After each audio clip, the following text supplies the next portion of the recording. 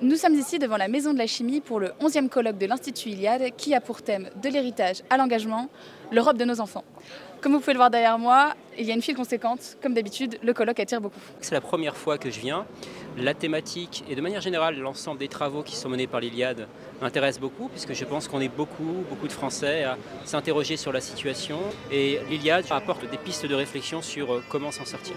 Merci à Anne Sokolowska qui nous a fait l'honneur d'introduire ce 11e colloque de l'Institut Iliade par ses vers du 10e chant de l'Iliade d'Homère, la Dolonie. Nideip noi sieduten, ban rienai, lipeten de kataototi pantas aristus. Au dernier comptage, on était à 1350. La salle des stands est remplie, la salle de conférence est remplie. Il n'y a plus un endroit où on peut circuler, beaucoup de jeunesse. Donc c'est un vrai succès qui est très agréable. Comment ça s'organise? Avec la mobilisation des auditeurs qui sont bénévoles. Un tel va organiser tel stand. Il y a une équipe de 10 ou 12 personnes à la buvette. Il y en a qui font les comptes rendus, qui font les relations avec les intervenants. C'est plus le temps des demi-mesures. Donc il faut s'engager pleinement. Pleinement dans sa famille, pleinement dans son travail, pleinement dans son engagement militant. Et pour ça, l'Iliade propose la formation. Un homme formé en vaut 3 et ça donne une sorte de force tranquille. Dans l'université, au bistrot, dans la rue, on se redresse intellectuellement, mais aussi physiquement. Et ça change la vie. Moi, ça a changé la mienne. On voit des dizaines et des dizaines d'enfants qui se promènent vers nos colloques. Comment on peut imaginer cette Europe de nos enfants? Quel portrait rapide on pourrait en dresser? L'Europe idéale, c'est une Europe européenne, sans cette immigration extra-européenne qui finalement change la filiation ethno-culturelle. Il y a aussi la perpétuation de la lignée morale, éthique, spirituelle, l'être au monde, la conception du monde. Nous ne sommes pas des Africains. Nous ne sommes pas des Asiatiques, mais nous ne sommes pas non plus des Américains. Est-ce que vous avez un dernier mot à dire pour ceux qui n'osent pas encore franchir les portes de la Maison de la Chimie? Il y a 3 ans, on formait 24 personnes par an. Aujourd'hui, on en forme 150. On a besoin de candidats, il y a une sélection. Vous remplissez un questionnaire, on regarde votre CV, il y a une demi-heure d'entretien. On cherche des hommes, des femmes qui ont de la trempe, prêts à s'engager. Votre place est parmi nous si vous avez envie de vous engager. On se trouve ici devant le stand de l'Institut Iliade. Pouvez-vous nous présenter ce qui se trouve sur la table devant nous? On propose différentes collections qui sont éditées par la Nouvelle Librairie dans leur collection Iliade. Donc on a une collection longue mémoire qui regroupe divers thèmes, que ce soit historiques, thématiques. Il y a vraiment beaucoup de diversité dans cette collection. Si vous auriez un mot pour les personnes de votre âge, donc des jeunes, pour les inciter à venir au colloque, qu'est-ce que vous leur diriez? C'est un moment de cohésion, puis on rencontre plein d'autres associations avec la ligne directive qui reste identique, mais avec d'autres idées aussi, donc c'est très intéressant, donc venez nombreux. Nous pensons que l'avenir de la civilisation européenne passe par la formation de jeunes Européens de sang et d'esprit. On ne peut fonder l'avenir que sur le passé. Non pas pour reproduire le passé, mais pour que le passé inspire le futur. C'est tout le thème de ce colloque qui est consacré à l'Europe en cette année d'élection européenne, mais qui va évidemment bien au-delà d'un simple calendrier électoral, puisqu'il s'agit de s'inscrire dans la longue continuité historique de poursuivre les 5000 ans d'histoire européenne. Quels seront les principaux défis de nos enfants dans cette Europe à venir? De pouvoir s'organiser entre Européens dans une Europe qui, en l'état actuel des choses, n'est plus exclusivement européenne, compte tenu de l'invasion migratoire que l'Europe a subie et du grand remplacement que l'Europe a subi. Et donc, il va falloir qu'ils pensent à s'organiser, peut-être à se communautariser dans un cadre géographique, géopolitique différent de celui des siècles précédents. D'où venez-vous? Pourquoi êtes-vous venu ici? Bonjour, alors je viens de Provence, je suis une créatrice de contenu sur les réseaux sociaux, musicienne, youtubeuse. Je fais des vidéos humoristiques depuis 2-3 ans maintenant.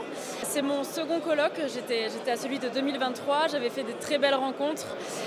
Donc je viens ici pour à nouveau rencontrer les figures du milieu, pour assister à des conférences de personnes passionnantes. Pour aussi acheter des produits français pour soutenir les entreprises patriotes, les mouvements étudiants présents comme la Cocarde. Quelle place a l'activité artistique pour vous? Ce thème me tient particulièrement à cœur parce que je mène moi-même un combat métapolitique, un combat culturel. à mon échelle et modestement, mais que j'espère utile pour ma génération et en fait pour toutes les générations finalement. We are Passaggio al Bosco Edizioni, an Italian publishing house based in Florence. And we are partner of Institute Iliad for Italy, and we're honored to be here for the second year straight. Passaggio al Bosco means literally going to the world, to the forest, and it's taken from the title of famous book from Ernst Junger, Der Waldgang. So that's where we get our name. Ici c'est la buvette en fait, donc c'est un peu le meilleur stand, du moins le plus important, celui où tout le monde vient, tout le monde se rejoint, tout le monde boit un coup, s'amuse, discute avec les gens qu'il connaît et avec nous aussi évidemment. Est-ce qu'en tant que femme, c'est un thème qui vous parle plus particulièrement, justement, l'Europe de nos enfants? J'ai évidemment envie de construire une famille et je pense qu'on est beaucoup dans ce cas-là et je pense que c'est très important aujourd'hui parce que c'est même un devoir qu'on a envers nos ancêtres aujourd'hui de pouvoir continuer en fait nos lignées et nos traditions européennes. Génial, et bien merci beaucoup et bon colloque alors à la buvette. Que propose TVL? Alors c'est une chaîne audiovisuelle donc, qui est intégralement financée par ses donateurs qui présente une grille de programmation d'une vingtaine d'émissions à la fois politiques, culturelles, des émissions de débat sur tvl.fr. Très simplement, je citerai une phrase de la Révolution conservatrice qui dit que nous ne visons pas un retour vers un ordre passé mais mettre en valeur ce qui ne doit jamais disparaître et je pense que c'est le sens de notre engagement pour les générations à venir. Bonjour madame, est-ce que vous pouvez nous présenter votre stand? Je représente la revue The European Conservative avec à la fois des articles de fond sur la philosophie, l'histoire, la religion, les arts aussi, mais aussi l'actualité politique de tout ce qui se fait de conservateur au sens large en Europe aujourd'hui. La défense d'une culture commune, la culture européenne, qui se décline avec des spécificités nationales extrêmement riches et nous c'est ce que nous essayons de mettre en valeur dans les colonnes de notre revue et on sait que c'est un combat évidemment qui est crucial pour l'Institut Iliad. Donc moi j'interviens comme formateur à l'Institut Iliad sur différents modules historiques ou économiques. Hubert Calmette, formateur à l'Institut Iliad, auteur d'un ouvrage, Guide marketing du dissident. Et j'interviens sur ces thématiques, le marketing, la communication, au sein de l'Institut Iliad. S'engager pour nous, c'est déjà au moins au départ transmettre. Transmettre des connaissances, transmettre des données, et transmettre aussi des valeurs, une certaine manière de voir le monde, des références à la philosophie, etc., etc. Nous allons faire une population de volontaires, de gens qui veulent compléter leur formation et qui veulent le faire, pour nous c'est très important, afin de militer dans le monde politique, associatif, culturel, ce qui fait que parmi nos auditeurs, il y a des gens qui ont des chaînes YouTube spécialisées et il y a des gens qui sont assistants parlementaires et il y en a aujourd'hui qui sont maires de communes de taille moyenne. Comment vous imaginez cette Europe de nos enfants? Il est évident qu'elle ne refera pas ce qui a été à l'identique. La tradition, ça n'est pas l'archaïsme. Tradérer, c'est transmettre. Et dans la transmission, il y a aussi une transfiguration. Donc cette jeunesse, elle va réinventer aussi autre chose, mais sur des bases anciennes, parce que l'homme de l'avenir est celui qui a la mémoire la plus longue. Bonjour, je m'appelle Alice Cordier, je suis directrice du collectif Némésis depuis 2 ans et porte-parole du collectif Némésis depuis bientôt 5 ans. Qu'est-ce que vous êtes venu chercher ici? Alors l'avantage de ce colloque, c'est qu'il regroupe tout un tas de personnes qui ne sont pas forcément sensibles à la question du féminisme, mais aussi à la question de la place de la femme dans la société, notamment face à de nouvelles violences comme l'islamisation, l'immigration, etc. Et donc nous, c'est une façon pour l'association de pouvoir nous expliquer un petit peu plus notre pensée, expliquer un petit peu plus où on va, et de pouvoir nous faire connaître et de faire connaître nos opinions et notre combat à toutes les personnes qui vont à ce colloque. Vous, en tant que présidente d'un collectif féministe identitaire, qu'est-ce que ça vous évoque? Car j'imagine qu'il y a tout un lien avec la protection de nos futures filles. Qu'est-ce que vous pouvez nous dire là-dessus? Nous, on a vraiment créé le collectif Némésis pour améliorer la situation des femmes et surtout la situation des femmes d'après, c'est-à-dire de nos filles, nos petites filles et de celles qui arriveront après nous. Nous, on a vraiment voulu que les femmes ne se sentent plus comme des bouts de viande aujourd'hui dans l'espace public, chose qui malheureusement aujourd'hui est le cas. Et on s'est dit qu'il était temps qu'une génération aussi se lève et aille dénoncer ce que les néo-féministes cherchent absolument à étouffer. Il faut vraiment agir maintenant parce que plus tard, c'est souvent ce que je dis aux femmes qui hésitent à militer, on n'aura plus que nos yeux pour pleurer et malheureusement quand le mal sera fait, on ne pourra plus faire marche arrière, ça risque d'avoir des jours très compliqués pour nous. Ici, vous êtes au stand Objets d'art de l'Institut Iliad. Comme vous pouvez le voir, vous avez des foulards produits en France, faits main bien évidemment. Et tout comme c'est par exemple ces porte-clés. Pourquoi, selon vous, c'est important de promouvoir cet artisanat européen? Un des buts de l'Institut Iliade, au-delà de la formation, c'est aussi de créer un tissu communautaire. Et qui dit tissu communautaire dit également économie communautaire. Et je pense qu'il n'y a rien de plus militant et rien de plus logique que d'acheter des produits qui ont été faits en France, à qui l'on peut parler, qui ne sont pas un site internet. On a aussi de l'orfèvrerie, comme vous pouvez voir, des moutons de manchette. Et je pense encore une fois que c'est notre devoir de les soutenir et donc de leur acheter en priorité à eux. En quoi consiste le nid?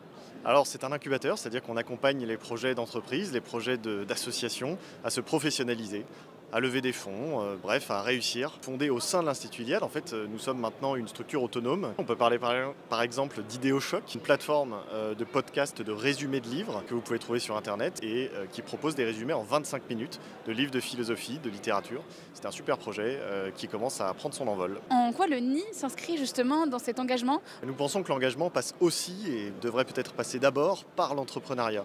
C'est-à-dire que c'est une partie conséquente de nos vies, donc autant mettre cette partie de nos vies au service de ce en quoi on croit. Et donc notre façon de nous engager, c'est d'accompagner des entreprises qui ont un sens, qui ont une volonté de changer le monde à leur petite échelle. Je suis dans les membres fondateurs de l'Institut Iliade et je m'occupe actuellement surtout des éditions pour la jeunesse sous le label Graines de loup. Avez-vous un livre qui vous tient un peu plus à cœur que les autres? J'aime beaucoup Cantorix, le forgeron des dieux, parce que c'est un pari assez étonnant. Nous sommes partis de ce bouclier qui était magnifique et à partir du bouclier, j'ai écrit l'histoire. Et en souhaitant faire un livre d'enfants, j'ai demandé à une autre illustratrice de nous faire d'autres dessins par-dessus. Donc c'est une œuvre à 3 qui raconte la mythologie celtique, mais de manière vraiment appropriée aux petits et aux enfants. Donc c'est drôle et ça les entraîne vraiment dans un monde qu'ils connaissent beaucoup moins que la mythologie grecque et romaine. On a des albums pour les petits et un début de collection de poche pour les plus grands. Donc des histoires qui sont enracinées, s'adaptent vraiment à la lecture à haute voix aussi, et puis qui les entraînent sur des chemins d'aventure, qui sont des livres positifs et qui j'espère leur plairont parce qu'on a un choix d'illustrateurs très variés. Et donc quelquefois on présente ces livres aussi sur les écrans de TV Liberté avec l'émission de Floriane Janin. J'ai aussi un blog qui s'appelle Chouette un livre sur lequel je donne beaucoup de conseils de lecture aux parents et aux familles et aux éducateurs. À travers votre métier, comment est-ce que vous avez trouvé une forme d'engagement? On pense qu'aujourd'hui, au fond, être européen, c'est payer ses impôts, avoir une carte d'identité, respecter les lois et au fond, c'est à peu près tout. En réalité, non, être européen, c'est pas un simple contrat, c'est pas un simple respect du droit, c'est pas un simple respect des lois, c'est le fait de vivre le legs de ses ancêtres, d'en avoir conscience, d'appartenir à la communauté européenne, et non pas à la société libérale déracinée, mondialisée, dans laquelle, au fond, en fait, l'Union européenne aujourd'hui veut nous noyer. L'Union européenne, au fond, c'est le contraire de l'Europe. L'Europe, c'est quoi? L'Europe, c'est le continent des enracinés contre les nomades. Et l'Union européenne est dirigée aujourd'hui par des nomades qui veulent nous imposer leur mode de vie nomade. Voilà, c'est ce que j'ai essayé de dire aujourd'hui, en tout cas dans ce colloque. Les Européens, ce sont des communautés historiques, et non pas des espèces d'abstractions, des monades comme ça qui flottent, issues d'une société dépersonnalisable et au fond où les individus sont interchangeables. Voilà. Et car si Europe il y a, ça ne peut être qu'une confédération, c'est-à-dire où tous les peuples européens sont d'accord et surtout vont dans le sens de leurs intérêts. Et c'est ça le problème, c'est qu'aujourd'hui en fait l'Union européenne ne va pas dans le sens des intérêts des Européens. Jamais une entité comme l'entité bruxelloise n'a fait autant de mal à l'Europe. On parle beaucoup de la CEDH, vous voyez, la Communauté européenne des droits de l'homme, qui est, je dirais, jumellaire à l'Union européenne, et on a l'impression que l'Union européenne, c'est les droits individuels, etc. Ça, c'est le grand chantier. Le grand chantier sur un nouveau droit européen, c'est un droit qui ne part pas de la société, qui ne part pas des abstractions, qui ne sacralise pas l'individu, qui lui donne au fond tous les droits et qui fait que l'individu est la mesure de lui-même. Non, aujourd'hui le nouveau droit européen, c'est le droit qui respecte les communautés historiques, les communautés locales, les communautés régionales, et qui va les respecter en tant que communauté autant qu'en tant qu'individu. Je m'occupe du Galon d'Europe, donc vous pouvez retrouver différents formats de drapeaux qui sont entièrement faits à la main, donc cousus, découpés. Tout est fait par vous alors de A à Z? Et exactement, je reprends les drapeaux des régions, après je fais aussi les armoiries ou même des créations avec des logos pour certaines personnes. Je m'appelle Barthélémy Fourtet, je suis en Auvergne. Et alors je suis bijoutier dans un style un peu particulier, c'est-à-dire que je sculpte plus que j'utilise les techniques de bijouterie traditionnelles. Et je vois que vous avez des pièces qui rappellent des thèmes européens, je vois quelques blasons, des statues grecques. Est-ce que vous pouvez nous parler un peu de ça? Oui, c'est le gros de mon inspiration vient de là, vient vraiment de la culture européenne, donc que ce soit la culture classique grecque qui m'inspire énormément par son statuaire, Pour l'anecdote, moi j'ai voulu commencer la sculpture parce que j'étais fasciné par la sculpture en marbre grec et je voulais sculpter le marbre. Celle-ci, c'est la tête d'Achille. C'est la seule qui n'est pas en vente aujourd'hui parce que c'est un prototype. Je suis en train de travailler dessus encore. Et celle-ci, je l'ai coulée en bronze, suivant une technique traditionnelle. Donc vous avez la pièce en ivoire qui est juste là, qui m'a servi à réaliser un moule dans lequel j'ai coulé cette pièce en bronze. Et tout est fait main par vous en Auvergne, c'est ça? C'est ça, tout est fait à la main et je travaille tout seul. Et j'ai cru comprendre que vous faisiez partie d'un collectif qui s'appelle les Prohibés. Qu'est-ce que c'est? Les Prohibés, c'est un regroupement d'artistes et d'artisans patriotes français. On veut faire des choses belles. On est une centaine à peu près en France, un peu partout, dans plein de corps de métiers différents. Vous aurez des couteliers, des peintres, des sculpteurs, des bijoutiers. Pour une page Instagram, les Prohibés, qui est assez active, où vous allez découvrir des artistes et des artisans. Alors l'ASLA, c'est l'association de soutien aux lanceurs d'alerte. En fait, la nature même de l'association a pour objectif de défendre juridiquement les lanceurs d'alerte. En fait, on a pris conscience que notamment en France, il y avait une répression qui était énorme, notamment vers le camp conservateur, patriote ou identitaire. Et en fin de compte, l'ASLA a pour objectif d'aider les lanceurs d'alerte à faire face aux frais juridiques, lire les militants qui sont poursuivis pour toutes les actions qu'ils pourraient faire régulièrement. Alors ça peut être des journalistes, ça peut être des militants, ça peut être aussi des hommes politiques qui sont poursuivis. Donc, je suis Romain Maréchal, fondateur d'Épopée, la première plateforme de vidéos à la demande dédiée aux amoureux de la France. On veut prendre le meilleur de l'audiovisuel au service de la culture française. Donc c'est totalement en adéquation avec les travaux de l'Iliade, parce qu'à l'Iliade, peu importe les partis politiques ou les convictions profondes, on a tous à cœur de défendre et de promouvoir nos racines et notre identité française. C'est justement pour mes enfants que j'ai décidé de créer une entreprise enracinée, dédié à la promotion de la culture française, parce que je pense que c'est lorsqu'un peuple a la connaissance profonde de ce qu'il est au fond de lui, qu'il arrive à regarder avec optimisme vers l'avenir. Et c'est d'abord pour mes enfants que je crée cette activité-là, cette entreprise. Et donc forcément, le thème du colloque me touche personnellement parce que ça correspond exactement aux raisons pour lesquelles je me suis engagé et je pense que la jeunesse doit s'engager. La synthèse qui doit être faite, et c'est ce qui est fait aujourd'hui en termes de philosophie, c'est de pouvoir être conscient de la chance que nous avons d'être français et en conséquence pouvoir regarder vers l'avenir avec optimisme. La France, je le rappelle, a connu des périodes très compliquées dans son histoire, c'est pas à vous que je vais l'apprendre, et pourtant elle est toujours là, toujours debout. Et donc c'est exactement le prisme par lequel je regarde l'avenir. Je suis un des fondateurs de l'Institut Iliade. Le titre de mon intervention, c'était « L'Européen et les autres ». J'ai voulu montrer qu'étaient les Européens par rapport aux autres. Et j'ai voulu montrer surtout que pendant plusieurs siècles, les Européens ont cru qu'ils avaient un message messianique à porter au monde et qu'aujourd'hui, avec le ressac et le retour, l'on se retrouve à devenir la colonie de nos colonies après avoir exporté ce message à l'extérieur. Et j'ai essayé de montrer que le seul moyen de survie pour les Européens, pour les jeunes Européens, pour les générations futures, donc pour les générations qui vont venir, c'est de revenir à l'Europe civilisation.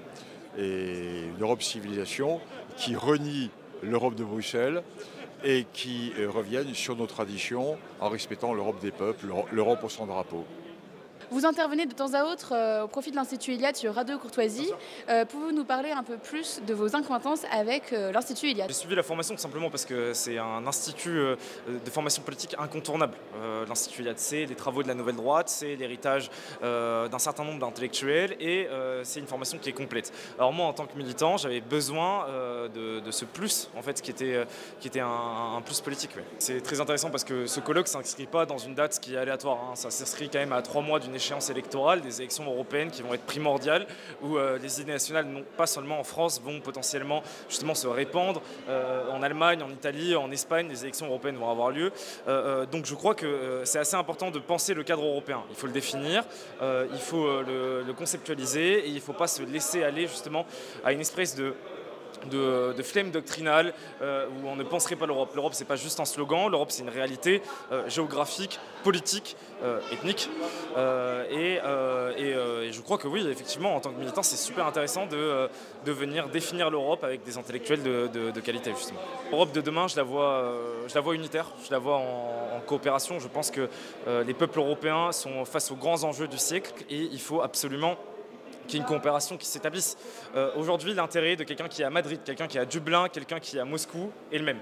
L'Europe doit absolument éviter les conflits fratricides. L'Europe doit absolument éviter en fait cette sortie de l'histoire qui lui est prédite. Et aujourd'hui, effectivement, l'Europe, il faut la définir politiquement. Et ce colloque s'inscrit totalement dans ça. Qu'est-ce que vous diriez à un jeune qui n'ose pas franchir le pas de cette porte de la Maison de la Chimie pour venir se renseigner un peu plus? Qu'est-ce que vous diriez? En fait, on a toujours il y a des degrés d'engagement. Aujourd'hui, en fait, passer à un colloque, c'est venir soutenir des associations militantes, c'est venir financer des instituts de formation comme l'Institut Iliade, c'est venir soutenir les gens qui sont sur le terrain, les gens qui sont en première ligne. Aujourd'hui, moi, je prône l'engagement pour tout le monde. Je prône le militantisme pour tout le monde parce que je crois que c'est quand même une école de formation de la vie. On est dans une époque qui est victime de l'atomie sociale, qui est victime de son individualisme, qui est victime du consumérisme. Ma génération a besoin de l'engagement. À l'époque, on avait le service militaire. Aujourd'hui, on a l'engagement militant qui peut faire office de remplacement à ce niveau-là.